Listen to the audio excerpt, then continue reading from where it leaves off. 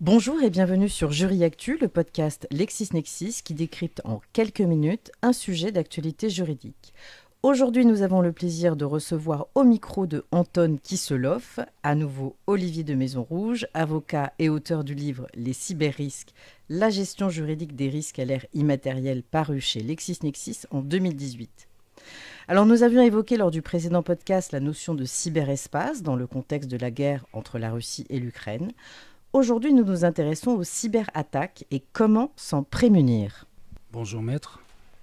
Les bombardements du territoire ukrainien et l'annonce par le président russe d'une, je cite, opération militaire spéciale en Ukraine le 24 février dernier ont été précédés de quelques heures par des cyberattaques des sites de plusieurs ministères ukrainiens, dont celui des Affaires étrangères, comme d'autres sites web ukrainiens publics ou privés.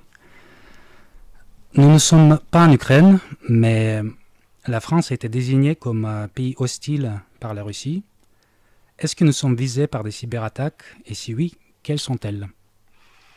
Alors nous le sommes dans ce contexte bien évidemment et à cet égard il faut s'en remettre à l'ANSSI, l'Agence nationale de sécurité des systèmes d'information qui dépend d'ailleurs du secrétariat général à la défense et à la sécurité nationale et qui émet régulièrement des signaux, des messages d'alerte en matière de cyberguerre. À ce jour, il est appelé à une plus grande vigilance en la matière, même si il n'a pas été détecté d'attaques massives. En revanche, quelles sont la nature des attaques qui sont classifiées en la matière ?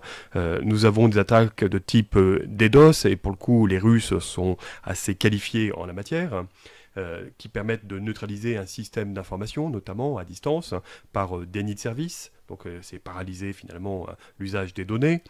Ça peut être également des rançongiciels, c'est-à-dire des ransomware où des données sont chiffrées, moyennant paiement d'une rançon, mais cela relève davantage de la fraude en matière numérique.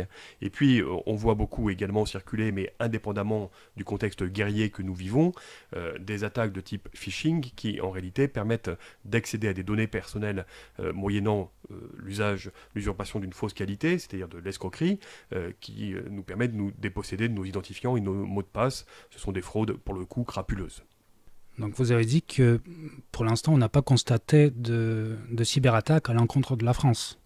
Alors il n'en existe pas à proprement parler tel que défini, puisque pour habitude, et selon les usages, l'ANSSI ne souhaite pas attribuer nécessairement les attaques. En revanche, il est certain que certains secteurs ont déjà été frappés. Ces attaques ont-elles en provenance de la Russie ? Cela reste encore à démontrer. Néanmoins, des secteurs comme le transport, comme le BTP, ont été clairement visés dans cette cyberguerre. Et dans cette logique de vigilance renforcée, quelles sont les principales recommandations formulées par des instances spécialisées en la matière ? Alors, nous avons plusieurs instances qu'il convient de suivre et d'écouter en matière de vigilance.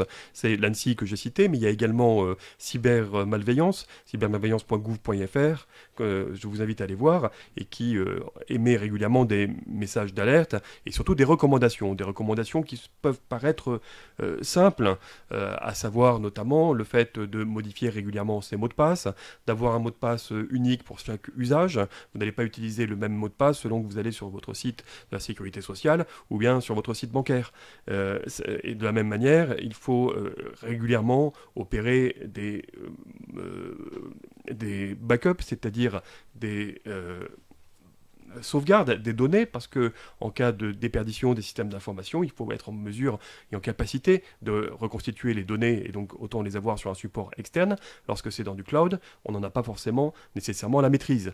Et puis c'est des guides d'hygiène numérique simples, mais également, ni plus ni moins, réaliser les mises à jour. Nous ne sommes pas des éditeurs juridiques, il en existe, et nous sommes abonnés à des éditeurs juridiques. Laissons-nous guider et prendre par la main, j'allais dire, pour réaliser précisément ces mises à jour qui sont faites en matière technologique. Très bien, donc pour résumer, ce sont des recommandations somme toute classiques. J'imagine qu'il en est de même en ce qui concerne les citoyens français. En réalité, c'est bien la même chose, puisque ces bons réflexes et ces bons usages doivent tout autant être les nôtres du quotidien par rapport à nos propres données, dans nos outils et nos usages de tous les jours. Merci beaucoup, maître. Merci à tous les deux et puis rendez-vous pour un prochain podcast sur Jury Actu, l'actualité juridique décryptée par LexisNexis que vous pouvez retrouver sur notre chaîne YouTube LexisNexis France.